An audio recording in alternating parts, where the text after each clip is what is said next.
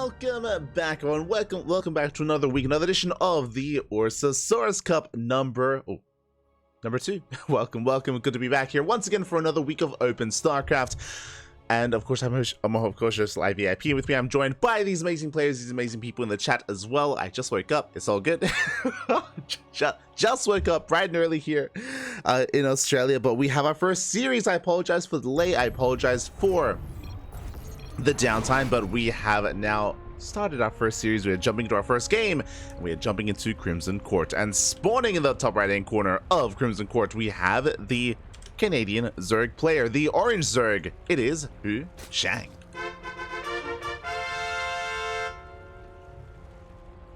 And spawning in the bottom left hand corner, we have the yellow Terran. It is TimeMaster.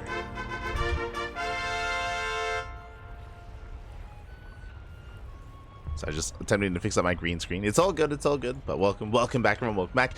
We, of course, were live last night, or yesterday, with our previous weekly tournaments. We had the Warty TV Monday, we had the Tenacious Turtle Tussle, and earlier today, we had the KSRS as well. So just non-stop weekly tournaments, back to back, and now we are here to close it off with the Ursasaurus Cup. Of course, a big shout out to Ursa TV, a big shout out to Stegosaurus as well, for making this a reality, for bringing together the lovely logo. It's amazing, it's beautiful. It's a hairy dinosaur. The bear and the dinosaur coming together as one. And before we dive into things, we're proxying. Let's go. We are going for a proxy 3x here.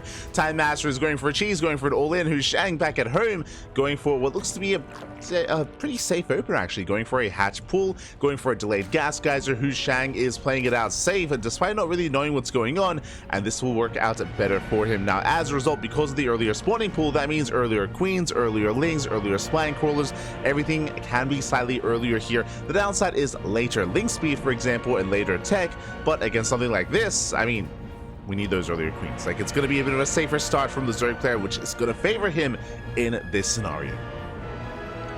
We're pulling back the SCVs. Ooh.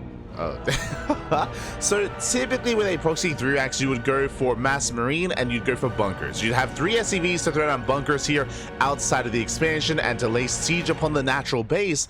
As we can see here, 1 bunker on the way, but usually there would be more than just one. With only 1 bunker, this position is that much weaker here for TimeMaster, and I'm a little bit less convinced that this is going to work out. No, this is around! No! The Marines will be surrounded, they get shut down, the SCV as well, and just like that, HuShang will shut down the cheese, will shut down the proxy. Not like this. Spine crawlers on the way, queens are in production, lings are moving out across the map, and TimeMaster is in a lot of trouble, especially because back at home there's nothing to defend. There's a wall is attempted to get up and running, and the lings will knock it down. Marine's going to try and bust through the natural, and the spine crawler is cancelled. Oh, spine crawler is cancelled. Without the spine crawler, these Marines that can actually dive on top of the queen. And the queen is under fire. Drones being pulled away. We should be seeing it back up. Wait, no, there's not just the one queen. Marines, they do waddle in towards the main base, but 6 roaches. 6 roaches are on the way. With these roaches, we should be okay. We should be fine. We should be able to shut this down. Yeah, Marines are being targeted. Meanwhile, across the map, lings and knocking down that front door.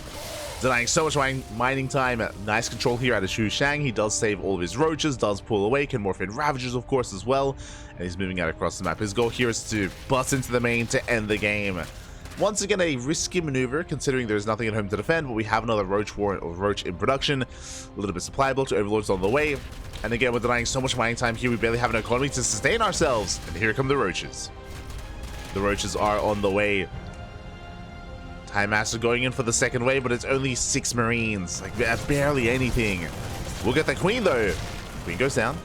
Roach under fire. You know, HuShang, no fear, doesn't care. Takes down the SCVs, will knock down the wall. At the same time, TimeMaster waddling into the main. There are more roaches on the way.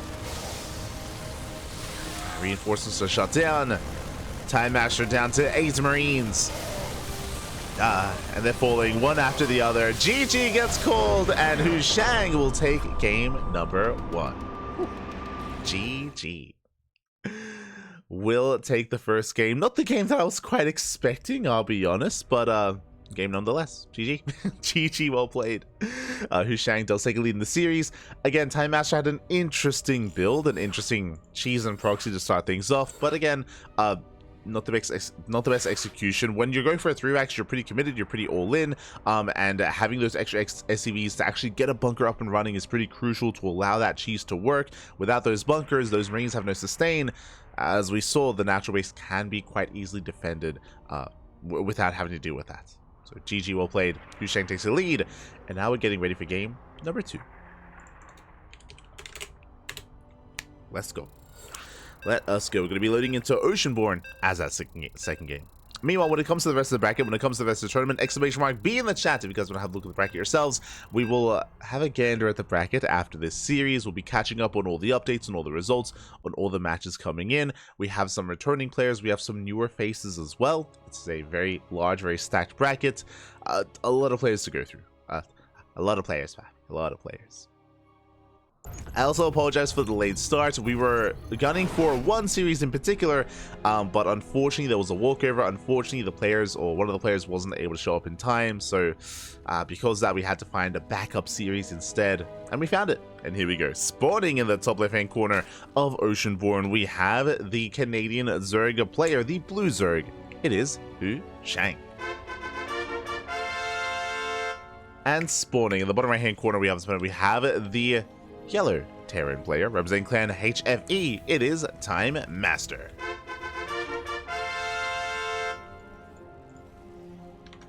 Okay. Here we go, as we are going to be settling in.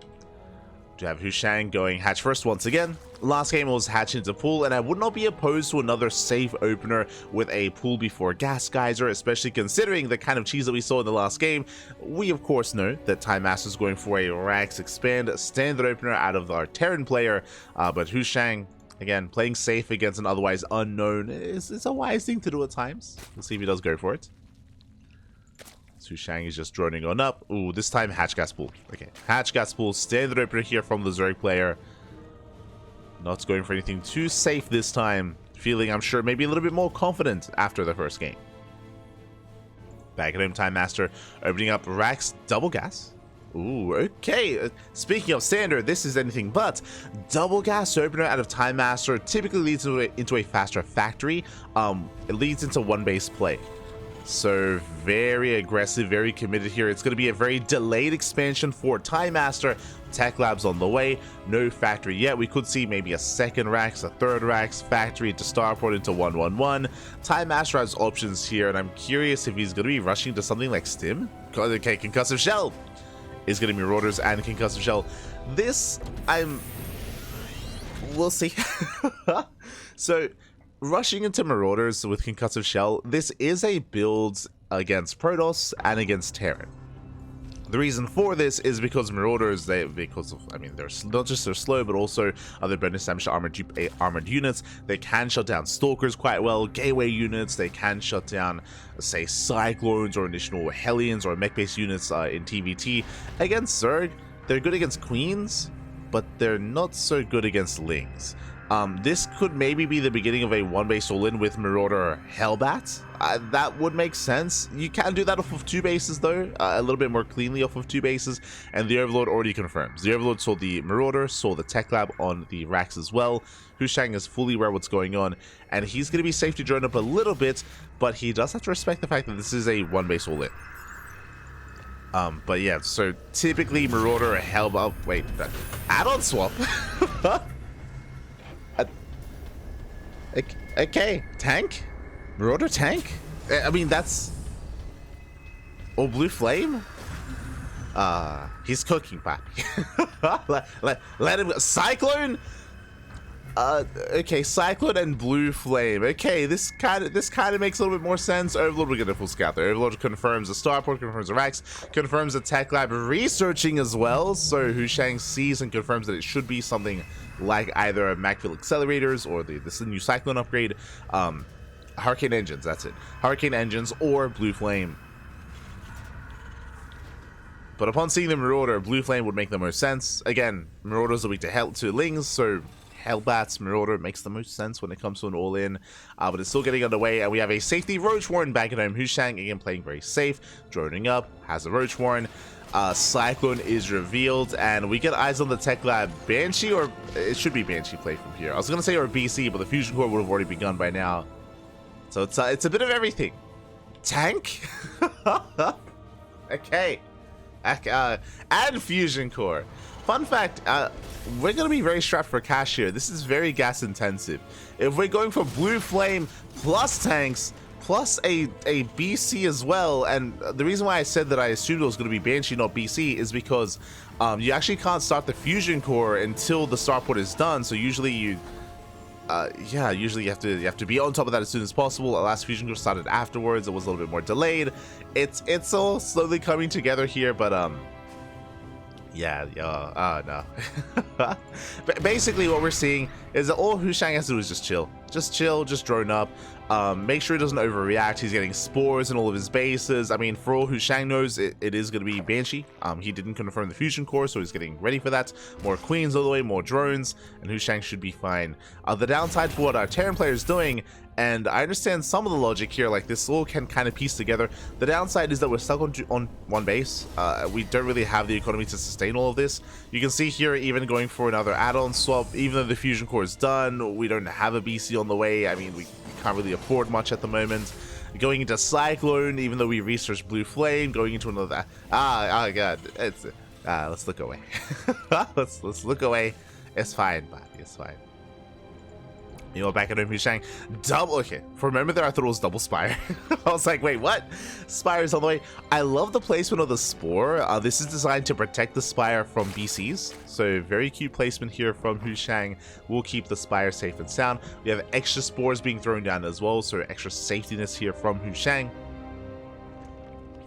And again, even a ground-based push shouldn't really threaten him too much, just because he can reactively make those roaches, and there's plenty of queens to buy time. Queens are going to be amassing. From here, HuShang can now take a fourth base. There we go, fourth is on the way. Creep is throwing quite nicely. With the Spire, he can go into Mutas or Corruptor. They both have their place here.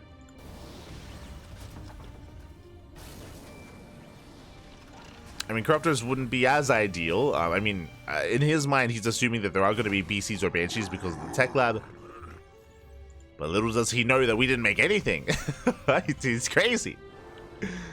Going for the reactor instead, going for Vikings. And I'm curious what HuShang does embrace. Corruptor or Muta? What's it going to be? HuShang is supply blocks, but is going to be scouting things. Again, he's trying to get a read on what's going on. Finally, does confirm the expansion, does get eyes on the Cyclone, Marauder, Hellion, Viking, the amalgamation that is this army. Corruptors are going to be on the way. And on the one hand, Corruptors aren't going to be as valuable. They can hunt down the Vikings, true, and they can caustic spray down buildings, so they do have, you know, another purpose available to them. Oh, the SCV's trapped. Hopefully we can free him later. Hopefully. What bio upgrades? No. I mean, a shout out to TimeMaster, and it's. I appreciate that he's here in the first round, but we're a little bit all over the place. We have like a mech setup, but we're also going into bio upgrades, so we're of two minds here, and we can't afford everything. This is the problem right now. So we don't have the money, Pat. Don't have the money. TimeMaster needs a financial advisor. We can't quite afford this, because by the time HuShang moves out, like, the army's gonna be subpar, but it's fine. As TimeMaster's breaking out, upon seeing all the Corruptors, he does throw down a ring of turrets here to protect the natural base. HuShang back at home, just droning up, getting his fourth up and running as well, getting up to 3 base economy. From here, honestly, HuShang can drone up to 80. Can drone up to 80 at this point. I mean, I was gonna say, has the freedom to drone up and max out, but because of how unorthodox his opponent's playing, it can be quite easy to be caught off guard. Like, technically, if HuShang over drones and if TimeMaster moves out, then HuShang could just die. Straight up, like he could just be caught off guard with his pants down. So that is a possibility, so he's playing it out safely here. Building up his Ling Roach Ravager. Bathing on the way. We see TimeMaster attempting to expand, attempting to take a third base. And we'll see if he can get this up and running, as we do see Corruptors coming in from behind. Going for the CC.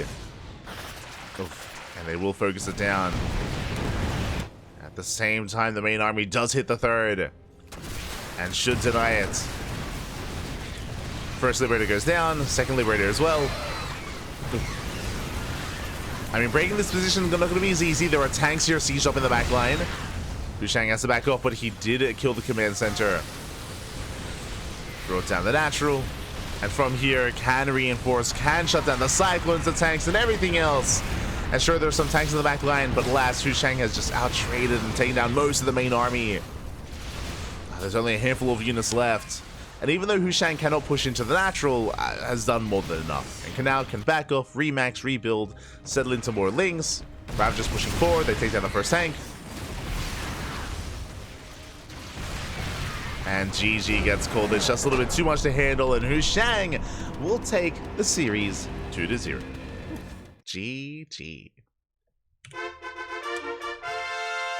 GG, well played. HuShang will take the series, will advance on into the next round. Congratulations, my condolences to TimeMaster.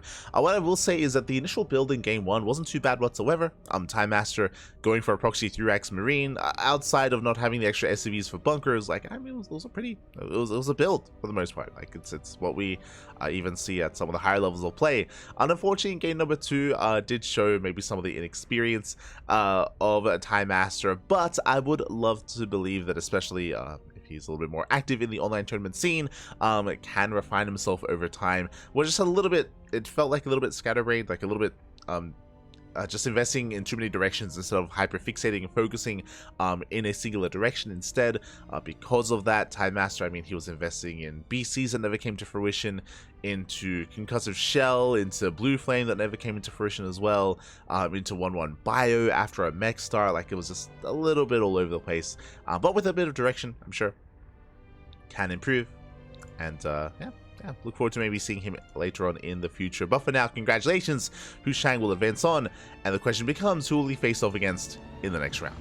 Let's find out. Exclamation mark, be in the chat to have a look at the back of yourselves. The